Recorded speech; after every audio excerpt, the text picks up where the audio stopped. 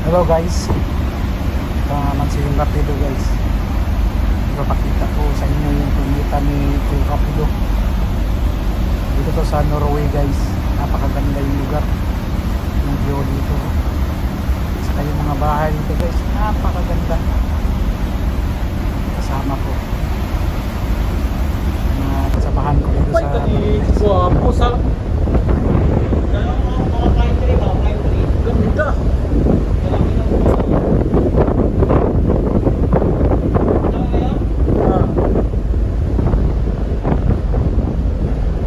yan, yan guys, yung mga kasamahan namin dito Peter yan guys. Na-request sila ng company namin dahil sobrang karawang dito sa barko.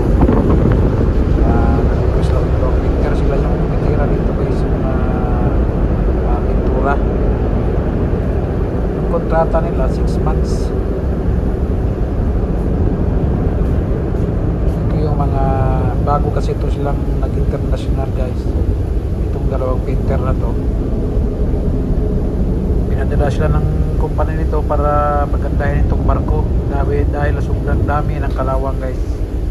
Ito yung mga trabaho nila dito. 6 months nilang pagkatapos ito uwi sila. Pag sampa ulit maging uwis na to sila, uwis. Ito yung trabaho ng ratings guys.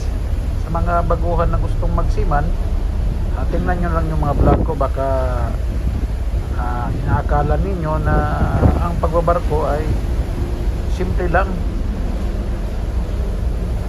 Para masanay na kayo, para pagdating dito hindi na kayo mabigla at saka sanayin nyo yung sarili nyo dyan.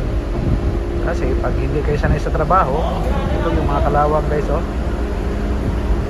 pagtirahan nyo dati yan dyan, puro kalawang dyan. Ito yung dalawang painter ang tumitira dyan. Walang day off yan sila guys, 6 months. Every day is Monday.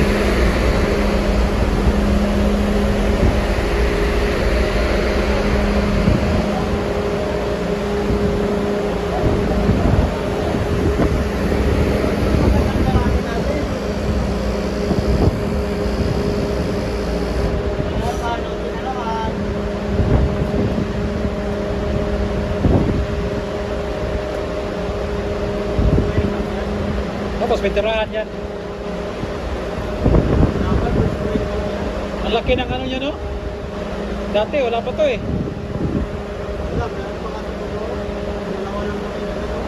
Dalawa lang kayo, no?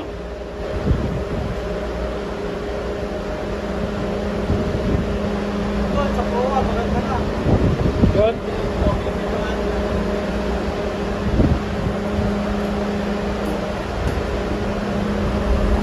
Puntahan ko dito sa Proa guys dahil maganda daw dati kasi pumunta ako doon. Grabe ang kalawang, pero yung dalawa talaga nagaganda guys. Kasi pinadala sila dito para mamintura, gandahin. Dahil sobrang daming kalawang. Puntahan natin yung guys doon sa Proa, kung saan yung daming kalawang ko yung unang vlog ko.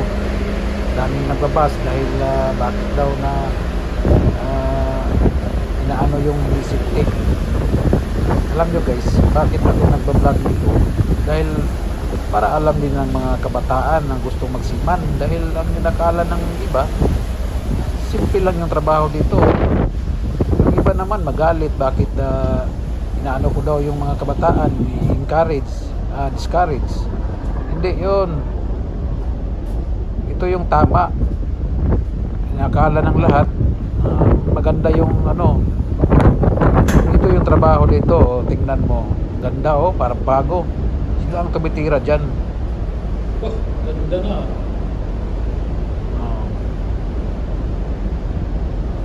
Diba guys, huwag kayong magalit mga kabaro, lalo mga opisyal.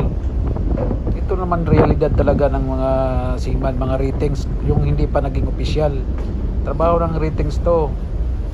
Hindi kayo di-discourage. Ito lang yung talagang reality, no?